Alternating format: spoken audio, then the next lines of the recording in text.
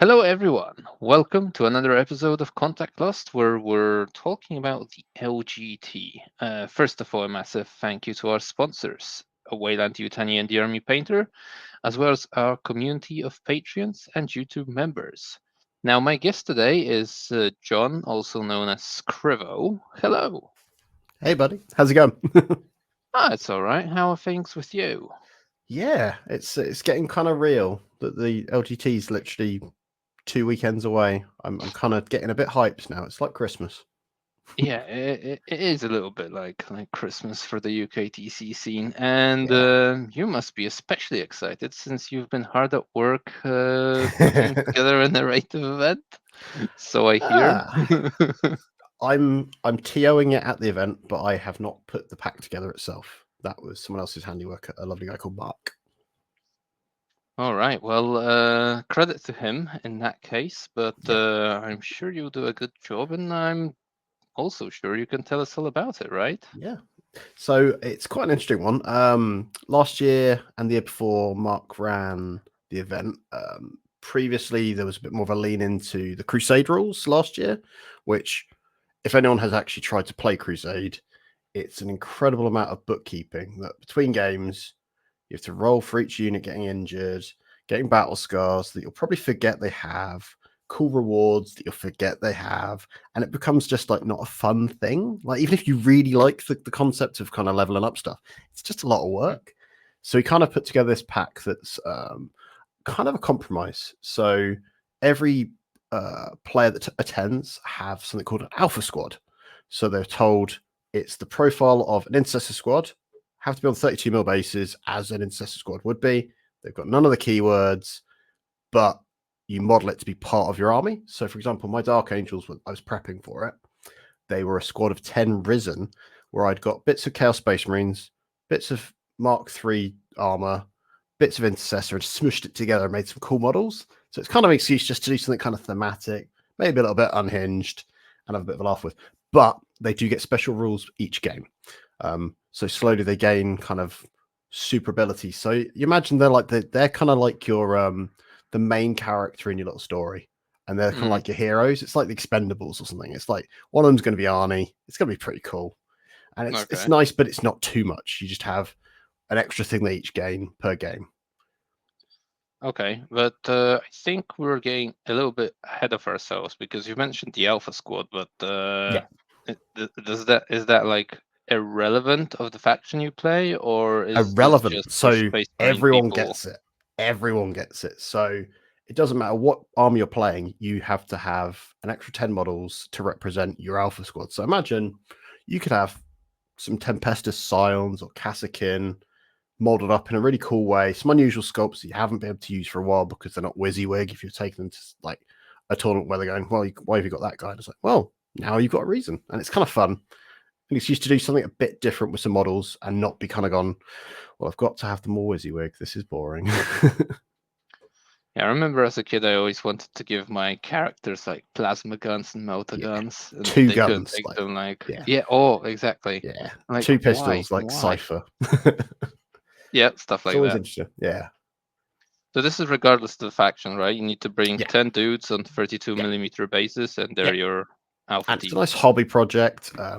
I've heard people like one of my guys from 6 is turning up with some Night Lords, and he's made basically this little warband group of like weird conversions, and it's just kind of fun stuff that it's encouraging him to do part of the hobby that I think even the most competitive players enjoy doing, which is the modeling, because that's what it's about, right? Otherwise, why would we play with these little toy soldiers after all? Yeah, some people do have a knack for it, even if they're hardcore competitive gamers. But okay, Yeah, other than the Alpha Squad, what yeah, are there any other like there not is. typical rules or something to army building for now? It's completely your standard kind of match play approach to it. So, despite it being a narrative event, you still go through the kind of what you would do to play a Prior Nexus mission. So, Mhm. it's not one of these situations where you get told you can bring legends, all these sorts of weird things. Instead, it's just bring what you want, and as long as it's thematic, there isn't even a kind of a precursor to it saying you have to be thematic. As long as it's your army, and I would argue in 10th edition, when you build a list now, generally looks like an army. Like even Space Marines, even if you're doing a theme, it looks like a force that's supposed to be on the table. So, which is quite an exciting thing for kind of a narrative event, that you kind of just don't have the situation where everyone's going to turn up with 3 Contemptor Dreadnoughts or with Volkite and go, oh, it's thematic. They're really like rare relics, but we've got 3 of them. The days of that are gone, definitely. Yeah, I mean, now that you say it, it's kind of true. The armies do look like armies nowadays, which I guess is nice.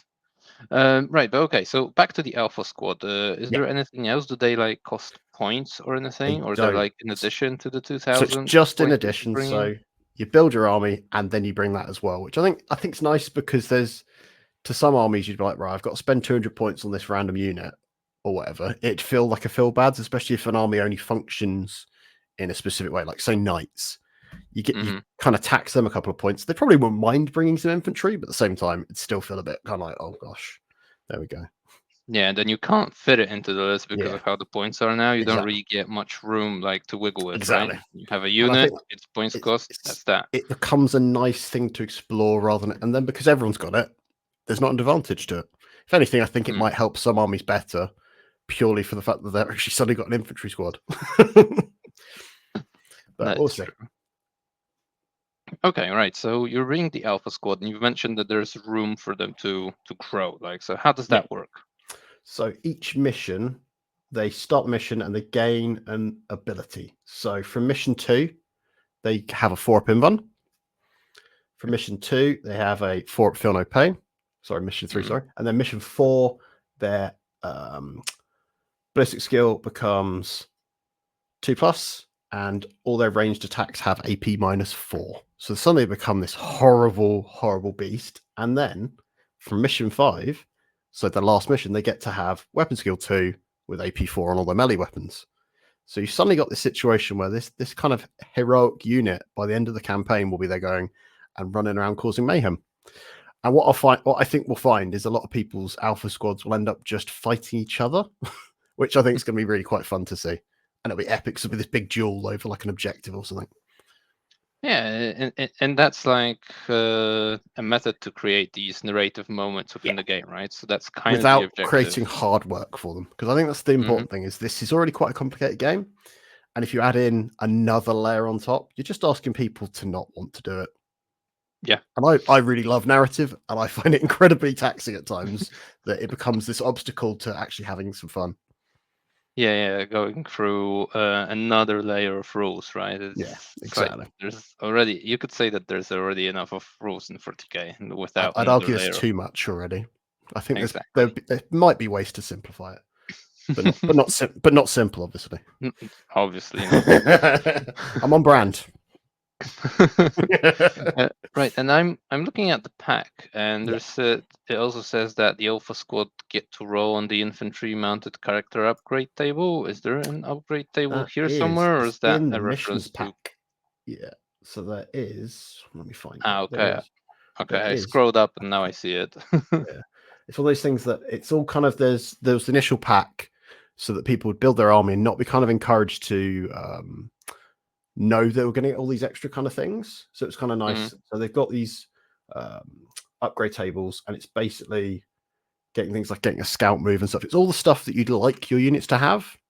So you'll remember having it. And because it's only the one unit, it's not your entire army having to have battle scars and things. I think it's a healthy compromise, because in Crusade, it's great you get that. But at the same time, if you play Crusade and you get to like 2,000 points, you're like, okay, this unit's got this battle scar and these 2 things on top of it, and then these guys can't, and it just becomes like you're just like, I can't actually play the game. I just need to spend the time remembering what everything does, and that on top of remembering the data sheets on top, you're just like, okay, I've got no chance. Yeah, and then you're like trying to have doing it on the spot, right? Because it's still like an event. You've got 3 hours for a game, then no, presumably. Then an hour to like get through all your upgrades and shit like that. Oh god, yeah. And then memorizing that, it's like it's not happening. It just doesn't work. No. So this feels like a nice kind of halfway house where you get some of the narrative kind of stuff thrown in, but at the same time, you're not told you've got to bring a really fluffy list, because I think that's actually quite a hurtful thing to say to people. Like, how do you know what's fluffy and what's like? Obviously, if you brought literally what was taken to the WTC, someone might give you a funny look and be like, so you bring in that? Okay, that feels like you've gone for a tournament list. But at the same time, a good list is a good list. It doesn't really matter. And I think it's very disingenuous for people to say that narrative players don't want to win their games. They want to win it, but tell a cool story. You can still do that with competitive lists, I'd argue. So it's quite interesting, I think, that if you don't give people restrictions, they'll find a way to just have fun with it. And if you put too many restrictions, I think people wouldn't want to play it because they'd be like, oh, if I can't take my cool toys, why would I bother? Yeah, Simple, that's true. really. But that's true. And I'm going to leave the pack for a little bit then. Yeah. And I've got a question to you because Yeah. I've tried to do a number of narrative events, both from a like TO perspective and a just a player perspective. And I've always found it a little bit hard to like not go for tournament level lists or tune them down. And then at the same time, I've tried to build fluffy lists, and then I go to the event, and the other people didn't do that. Yeah. I'm looking at their list, and I'm like, oh shit, I should have bought my tournament list instead. And even sometimes there are like fluffy things, but they're so much skewed. You're looking at it. Yeah. What is this gamey as well? Yeah. So, what's your experience? So I ran a 3-part series called Warzone Faustus last year. And it started off where I was very much trying to gauge people and sort of say to them, bring things you wouldn't normally bring if you're going to a tournament, try to kind of tone yourselves down. And it was really dangerous because depending on player skill as well, we'd have some people that could turn up, they'd bring a really weird kind of awkward thing, like they'd bring a Tantalus just to waste some points and be a bit fun with it. And they'd take the challenge and kind of embrace it. But then on the flip side, you get a player that's very kind of doesn't play that often, only has certain units. They then turn up and they have a really negative experience because they thought, oh, I've just brought all Wraiths. And in reality, that was just a really bad list. And it was, unfortunately, the way that the game works, you can't just take a bit of everything and just hope for the best. It still needs to be able to do the game. So in the one that I'm doing myself next month, I basically said to people, do not tailor your lists. Do what you want to do with it. Bring whatever you want to do, because I think the game itself doesn't allow for us to go, right, I'm gonna soften myself down. The best thing you can do, because I found this as well playing new people at my club, it's better to bring a really solid list and play it toned down yourself than have to play out of your mind with a list that just doesn't do anything. So before the balanced data slate, I was trying out the inner circle task force into people. I just couldn't do anything with the list. It wasn't that I wasn't playing well. I just couldn't. It's like, oh, cool. I get to reroll. I get +2 wound against that one unit over there. Oh, you're not standing on that objective now. Cool. That's the game then, isn't it? So it's almost like it's better to bring a strong list and then play it sympathetically, I think, is what I would say. And that's what I found anyway. And then at least there's no feel bads because I've done it so often where I've gone, this should be a nice challenge for me. Sometimes I don't want the challenge. Sometimes it's nice just to pick up the dice and roll. Yeah, I get that. Okay. Back to the upgrades though. So yeah, just looking at it, it feels like this is just the most of the stuff you'd have in Crusade, but it's just simplified or maybe unified, right, across all factions. So you just get this, everyone gets it. There, end of story. Yeah. As simple as it avoids that situation where one army's Crusade rules suddenly give them a massive extra benefit, like Space Marines. If you play 3 games with the Space Marine like upgrade thing, you get extra benefits to your characters. It's like just by doing a thing like your Warlord ending the game in their deployment zone. It's just like, so you do a secret mission with your Warlord and you do that thing, you get extra points just for nothing. It creates kind of a weird disparity. Or say you're bringing an army that doesn't have Crusade rules. What do you do at that situation? You're playing a really boring version of Crusade then. Probably not the worst version, and this way it kind of then fixes that, because the way that the release cycle works now, you don't have Crusade rules, so you don't get to play that full version of the game. And it's probably not a bad thing though. But yeah, and that's a good point. Like I think still 2/3 of the factions, or at least half, haven't actually a big got chunk, the book, right? So basically all the Chaos guys haven't realistically, apart from CSM, which is just pretty rough when you think about it. It is. It is a bit. Right, so Yeah. what about the missions themselves? How do they bring the narrative into the game? So they're a little bit more unusual as well. So there is things like one of the missions has basically it's being bombed at the same time. So if you're on objectives, you're taking damage. It's all these sorts of things that I can remember when I first got back into the hobby, sort of 7th, 8th edition. You have all these sort of scenario bot packs, and there'd be unusual missions that did a weird thing, and it was a nice novelty to play. And I've been recently, I went to the Goonhammer Open May and saw their Heresy event. And a lot of Heresy is all centered around these sorts of weird, unusual missions that they do for a tournament. I think it's quite contrasting to almost the by numbers tournament scene that 40k competitive has, because they treat that as a like an event. Like if you said to me, I'm going to bring 5 custom missions for my event, people would look at me and go, not UKTC. I want to play the 5 missions I always play, and that feels really surreal, right? Like you just want to play the same you always play. Feels kind A of little like bit, yeah. I get it because I do it myself, but sometimes I think it's nice that there should be that option, and I think that's what's kind of cool is doing a custom thing where there's an orbital bombardment. You're like, okay, this mission I can't stand still too long. One of my favorite little narrative missions I've ever played was the Vigilus books. The first one of those had something called Apex Predator. So if you had a unit that wasn't within 12 inches of one of your own friendly units at the end of your turn, you rolled, and on a 2+, you took mortal wounds because an Apex Predator came and gobbled you up. Silly little things, but suddenly I had this whole thing where we had this snow amble that was running around our little campaign at my club, just terrorizing everyone's characters. Because in 9th edition, you were hiding. Like I had a weird boy sat in the back, and he was like, "Oh, he's just been eaten." Brilliant. And it's just fun little stories that I'm still talking about like 4 years later, and it's like you don't get that when you go, "Yeah, well, I got 20 owed playing a WTC mission." It's not got the same vibe to it. I don't think one's better than the other, but it gives you those kind of almost beer and pretzel kind of like something really stupid happened and it was really funny. Like you still get it with things like vehicles exploding, I guess, where it's like a chain reaction sometimes can go off and you're like, well, what was the odds of that? That's the game now. Yeah.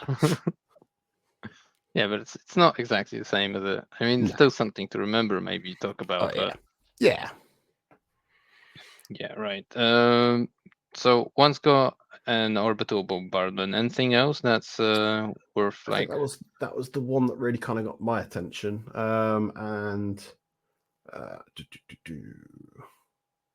There is one that a secret weapon gets given to a friendly character if you find it, and it's basically a psychic attack that they can then do, and it's kind of cool. It might not happen. People might forget it's there. It'll be fun though. I think that's the interesting thing is it's stuff that adds a layer rather than it being we're not playing the same game at all. Like we're still using the mission cards. It's still going to have your secondaries. You're still getting to play the game that we're all used to. So, but primaries are all like custom. Custom. Yeah, all custom stuff. Yeah. So that's the word I couldn't find. All right. Well, and there's 5 rounds being played, so just like your usual GT. So how did you know how many people have signed up so far? I think it's slightly smaller. I think it's just under 20. But I feel like it's one of those ones that because it's only the kind of the second year of it being done, it's kind of getting it out there. So with the guys next year, I'm hoping to kind of push it and kind of promote it a bit more heavily because it's that weird thing where I don't think there's necessarily the scene for it at the moment because people don't know that narrative events are really a thing. And if they do, they're like, okay, it might not be my cup of tea, but hopefully with a bit of promotion and a kind of waving the flag of like, this is fun too, guys, honest. It might kind of grow with time. So that brings me back to my experience. I always felt like playing this sort of event, you really need to be like with a friend group, people that are of the same mind as you are, so that you actually vibe during that, much more so than playing a competitive game. Yeah, I think that's fair. And what I found interesting is you have at times where, like my local club, I would say 80% of it is all we want to go to tournaments, all this sort of thing, and there's the other 20%. If they go to an event like this, then they're not missing out that way. So when I was running my events last year, it then encouraged all of my guys to come out and play. we all got to play in a different way, and we all kind of got together, and it was kind of a different way of kind of doing it. It felt just a bit more chilled, and it's sometimes that's nice, right? Like not having to worry, did I get 3-0, did I go 3-2 or whatever. It's like sometimes it's just nice to go, I played 5 games and had a laugh. And sometimes I think we all quite often forget that we're supposed to be enjoying playing the games and not pressuring ourselves to do well. So sometimes it's a hobby. We shouldn't be worrying about those numbers as much. I say that as I cry that I've never gone 5-0. Perfect. Yeah, but I mean, you've got a point there, like 100%. Okay, so did you participate in this thing last year, or? I didn't.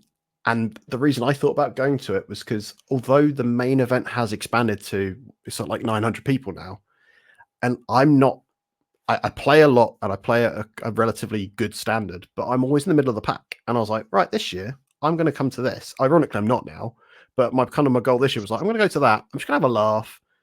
Half of what LGT for me has been is going. There's the evening in between the 2 days where you go and socialize with people you haven't seen for ages. Like last year, I bumped into you guys at the hotel, and it was just like it was lovely just to catch up with people I hadn't seen for near enough a year.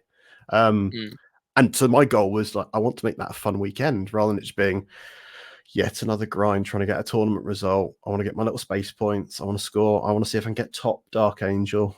I'm not there, so why try? And it's not that I'm giving up, but it's just sometimes it's just nice not to be going and pressuring yourself for what should be a fun social weekend. So yeah, no, I fully get that, but that also requires you to just go in with the right state of mind, right? Yeah. Oh, 100%. And it's not for everyone. In the same way that I don't think I think a lot of people feel. I see people signing up to like the main event and going, "I've never done a tournament before." They go and then they're overwhelmed by it.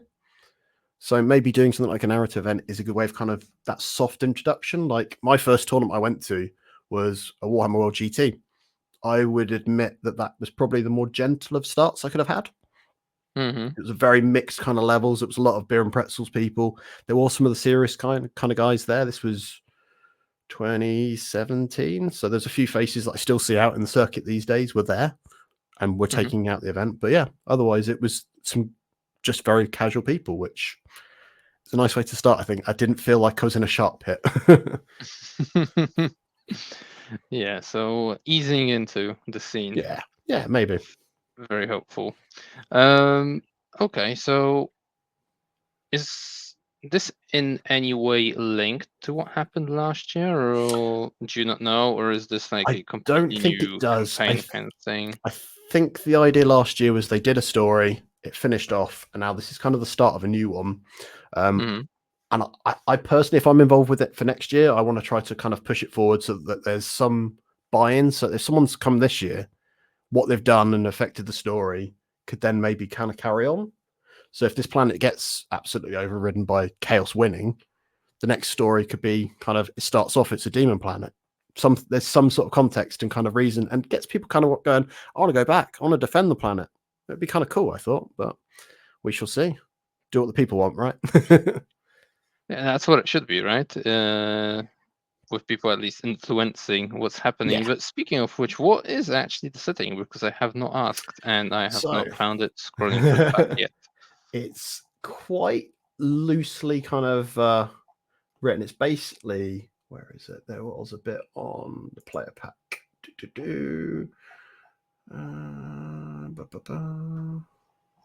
Let me find it. This says it all right that I can't even find it quite quickly for you. So it's just literally the kind of the region is just called Calabaria, and that was, I think, the thing. It's just meant to be quite just a framework. So rather than being like pages and pages of stuff and fluff for people to read, it's for them to turn up and go, right, the reason we're here is for this. And they can do that. If they don't want to, they don't have to.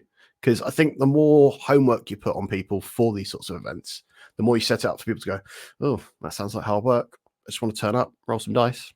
So I'm not sure. I think last year they put in quite a lot of effort on extra bits as well. So between rounds, you could go and do a boarding actions mission.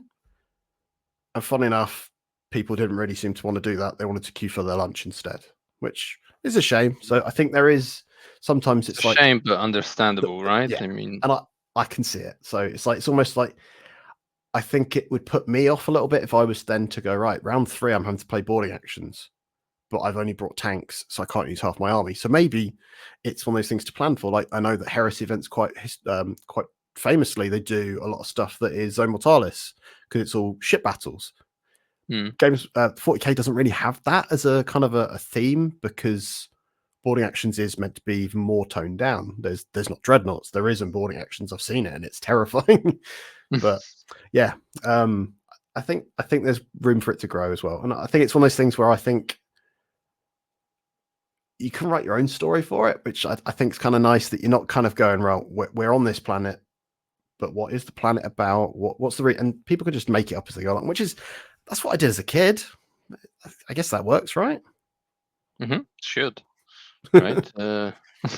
We're still playing with toys, right? So exactly. Anyone that goes, oh no, we've got to take this seriously because I'm getting my UKTC points at this event. It's like, okay, I'll take you seriously then. Okay, and how do the results from the games affect like the storyline? Is there like a framework for that, or is it just rolling dice? And it's just the rolling dice bits, so it's very much like a Crusade that it's player led. So it's very much, instead of it being us kind of having to shoehorn and pigeonhole people like to kind of submit, and kind of their results have directly affected the story. It's like it's a little bit more loose. Like if suddenly we find that all the Chaos players have won, that may affect the story for next year, and that's something I'm kind of going to want to build up with the guys. But at the same time, it's nice that it's quite free and open, that it is just you get to play games. You're not having to worry about letting down other people, because we know it's like in a teams format as well. You're like, oh, I've just lost the game. I was supposed to get 10 points. Oh no, I've let the team down. Yeah, you might not necessarily want that here. Okay, and one other thing pops into my head. When trying or seeing such events, there often seems to be some kind of, like a map and territories, and then trying to move between territories, deciding where to attack, that sort of stuff. I can't see any of that here, so I'm assuming. So again, keep it nice and simple. For ironically, my next event I'm running, I'm doing one of those. It can be a bit hit and miss, but I think if it's for a single event, maps don't work as well. It's better if you're doing a string of events. So I know that Zach previously had tried it where he had like a hex map for doing kind of an ongoing narrative as part of one of the match play events. But if it doesn't last for another event, like where's the buy-in? Like to me, if it's a 3-part series and they're all at super majors, I'd go because I want to carry on the story. So to me, I think that's where potentially it could expand to, but at the moment it's not. So something I'm going to chat to Zach about, because I think it's cool, right? Yeah, sure. But for now, it's just a one-off at the LGT, right? Or does it happen at other events as well? Not at the other events at the moment, but it is something I'm going to chat to Zach about, because I think if the guys enjoy it, there could be space. So I think he's always up for it, kind of expanding the options as well, because more diversity and all that. So yeah, definitely. Right. Do you want to add anything else about the event? Mention anything? Not really. I think it's going to be a nice laugh. If you're going to the main event and you want to come and actually have a look, we're up on the balcony with all the other smaller games. Come and have a check out of kind of what's going on. It'd be kind of nice to just demystify it, because I think a lot of people often, I find myself, I look over and go, oh, what that balcony? What's up there? Because unless you go and look at the map and go, oh, that's what events are there, you just assume it's something else. Yeah, that's true. That's true. I mean, last year it wasn't occupied, right? I think. No, because they had the kill team out by the loos in that kind of side room, and everything else was downstairs. But I think because the 40K's expanded so much, it's all had to go back up to the top again. Yeah, which is quite exciting. I remember 2 years ago the balcony was occupied, but I think it was card games back then and some stuff. And there was some exercise people last year, I think, as well. There was people doing some like. I remember they're always on the Monday when the finals are happening. There's always people practicing on the track. Yeah. Interesting. Oh, never mind that. Yeah. All right, Scrivo, thanks very much for the time. People, if you're listening to this and you might want to try out the narrative event, I will link the mission pack in the video description below. Make sure to check it out and yeah, share your thoughts, if any. A thank you to our sponsors, Weyland-Yutani and Jeremy Painter, as well as our community of patrons and YouTube members. If you like what we do, remember to like, subscribe, and all that jazz, please. Scrivo, thanks for coming in. It was a joy to chat with you. My pleasure, man. And we'll see you in London at the LGT. Right. Bye for now.